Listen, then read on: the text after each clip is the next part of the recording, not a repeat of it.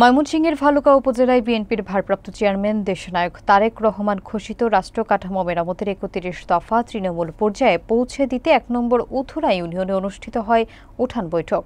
উঠান বৈঠকে প্রধান অতিথি হিসেবে উপস্থিত ছিলেন ময়মনসিংহ দক্ষিণ জেলা বিএনপির যুগ্ম আহ্বায়ক আলহাজ মোহাম্মদ মোর্শেদ আলম। বিস্তারিত দেখুন মোহাম্মদ মনিরুজ্জামানের প্রতিবেদনে। ময়মনসিংহের ভালুকা উপজেলায় বিএনপির ভারপ্রাপ্ত চেয়ারম্যান দেশনায়ক তারেক রহমান ঘোষিত রাষ্ট্র কাঠামো মেরামতের ৩১ দফা তৃণমূল পর্যায়ে পৌঁছে দিতে ১ নম্বর উথুরা ইউনিয়নের ৭, ৮ এবং ৯ নম্বর ওয়ার্ডে অনুষ্ঠিত হয় উঠান বৈঠক। উঠান বৈঠকে প্রধান অতিথি হিসেবে উপস্থিত ছিলেন ময়মনসিংহ দক্ষিণ জেলা বিএনপির যুগ্ম আহ্বায়ক ও ভালুকা উপজেলা বিএনপির ভারপ্রাপ্ত আহ্বায়ক আলহাজ মোহাম্মদ মোর্শেদ আলম। আর উপস্থিত ছিলেন ময়মনসিংহ দক্ষিণ জেলা বিএনপির অন্যতম সদস্য সালাউদ্দিন আহমেদ ও ভালুকা উপজেলা বিএনপির যুগ্ম আহ্বায়ক মুজিবুর রহমান মজু। ভালুকা উপজেলা বিএনপির যুগ্ম আহ্বায়ক রুহুল আমিন রুহুল ও যুবদল, স্বেচ্ছাসেবক দল, ছাত্রদল ও শ্রমিক দল সহ বিএনপির সকল অঙ্গ সহযোগী সংগঠনের নেতৃবৃন্দরা রাষ্ট্র মেরামতের ৩১ দফা বাস্তবতা পেশ করেছে। আজকে ৫ই আগস্টের পরে, আন্দোলনের পরে আপনার যে সংস্কারের কথা বলা হচ্ছে, এই সংস্কারের রূপরেখা উনি ২০২২ সালে দিয়ে গেছেন।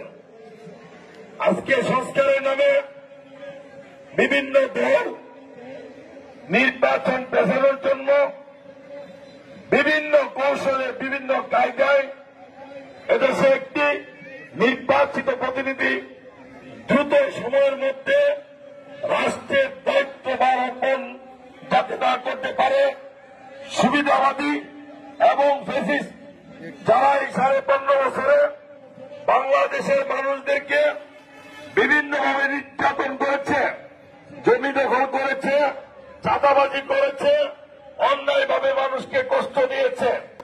আপনি ন্যায় বিচার পাওয়ার যোগ্য, আপনি অবশ্যই ন্যায় বিচার পাবেন। আপনার ন্যায় বিচারকে বাধাগ্রস্ত করতে পারবে না।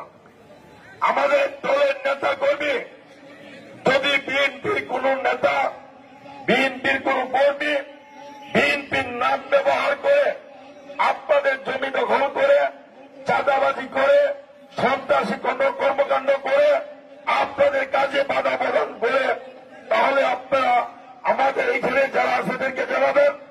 যদি এরা সুষ্ঠু কোন বিচার না করে আমাদের কাছে আমাদেরকে জানাবেন।